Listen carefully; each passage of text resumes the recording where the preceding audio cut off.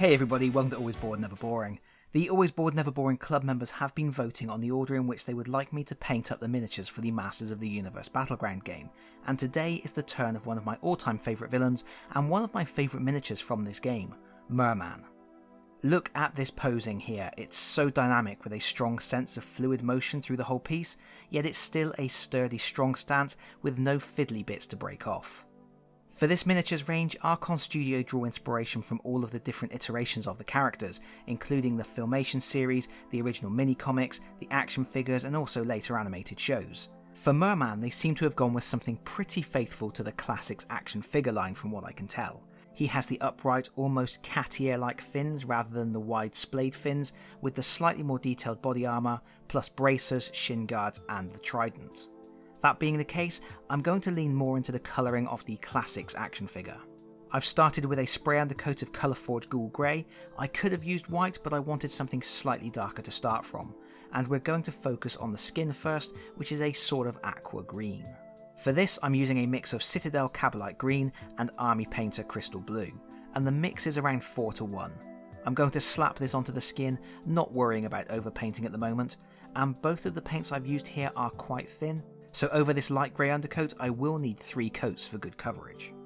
Then I want to use Agrax Earthshade to do some recess shading. I'm sloshing this on, making sure we get into all the details. You could use something like Coelia Green Shade instead of Agrax, but I didn't want the green to look too green, so I've gone for the darker shading. I'm then going back to my Cabalite and Crystal Blue mix, and I'm going to reapply it to all of the raised parts of the muscles, leaving the dark recess shading untouched. That gets us about halfway there, but now we need to start building up the highlights.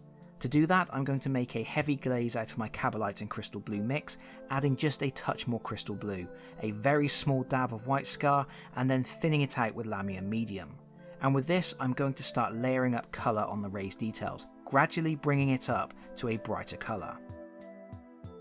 After 2 or 3 coats, I am going to add the smallest drop of Ulthuan Grey to lighten the colour a bit more, and I am going to add more Lamium Medium so we can keep the same thin consistency even after adding more colour.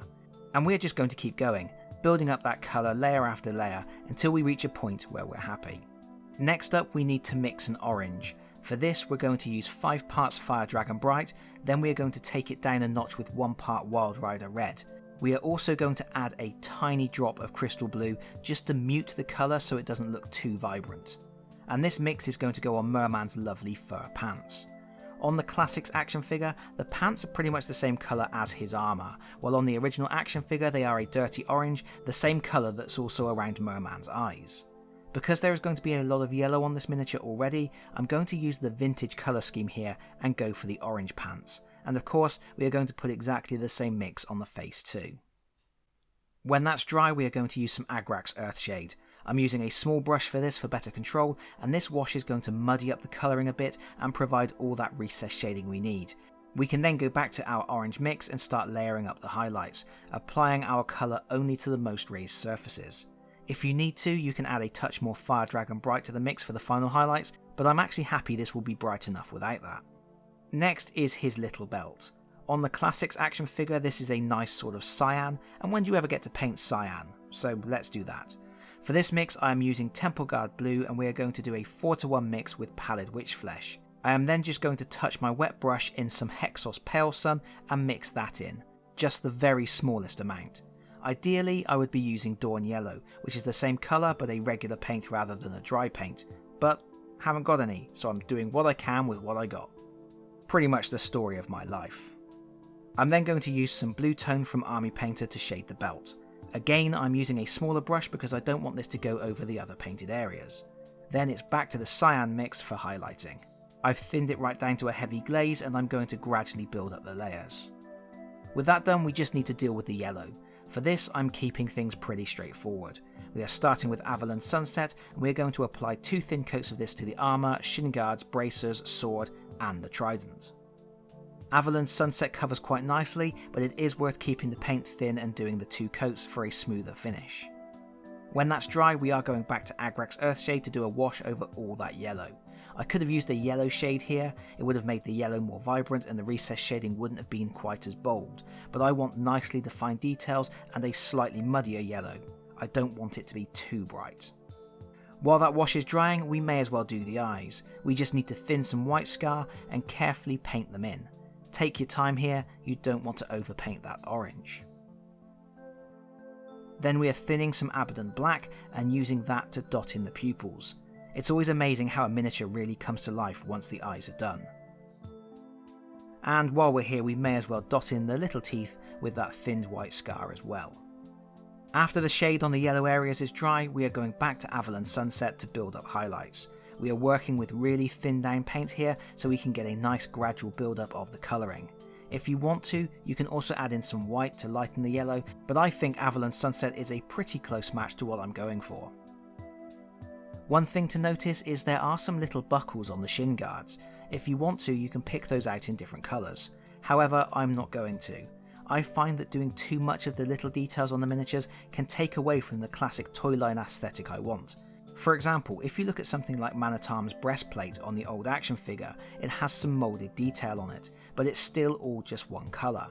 By refraining from picking out all the minor details on the miniatures, I'm hoping to catch more of that style. Also, I'm lazy. Now, on some versions of Merman, the bulbous parts at the front of the collar and waistline detailing on his armour are blue gems, but traditionally the armour was all one colour, so I'm not going to add those gems. However, there is also supposed to be a blue gem in his trident, and I will add that for a bit of colour on that part of the miniature. I have a quick and dirty way to paint gemstones. We start with a thin down coat of ABNB black, just being neat and making sure we paint the whole circle. Then we pick our gem colour, I am using crystal blue, and we thin this down and apply it to the bottom quarter of the gem on the opposite side to where we want the light to be hitting the gem. For this example, my light is coming in top right, so I am adding the colour to the bottom left, and I am going to build up a couple of layers of that blue. Finally, I'm thinning down some white scar and I'm putting a dot of that as a reflection in the top corner opposite the blue colouring. And that's it, nice and quick and pretty effective. And that just leaves the base, which is a sort of boggy marshland. For that, we're going to start with 2 thin coats of dryad bark. We can apply this as our base colour for everything, just being careful not to get any on Merman's feet. Then I'm getting some Steel Legion drab and I'm applying that to the rocks Merman is standing on. Again, just being neat here. Then the Agrax Earthshade comes back out again and we apply this to the whole base for some recessed shading. Next we want to bring out some of the details on that tree branch, so I'm going to do a quick Mornfang brown dry brush. I'm using a small dry brush for this to avoid getting it over Merman. Then I'm going to build up the colour on the stones again with our Steel Legion drab before switching to Xandri dust to finish them off with a few extra layers. Finally, I'm going to use Nurgle's Rot. I'm going to paint this into the marshy areas, and this is a technical paint that's going to give us a really good fetid swamp appearance. With that done, I just need to do the rim of the base with Steel Legion drab and the arrow on the front of the base with ABNB black, and we're done. And I'm pretty happy with this one. I think I went a bit too green with the skin tone. I think if I ever painted a Merman again I would go just a little more blue, but overall I'm pleased with it.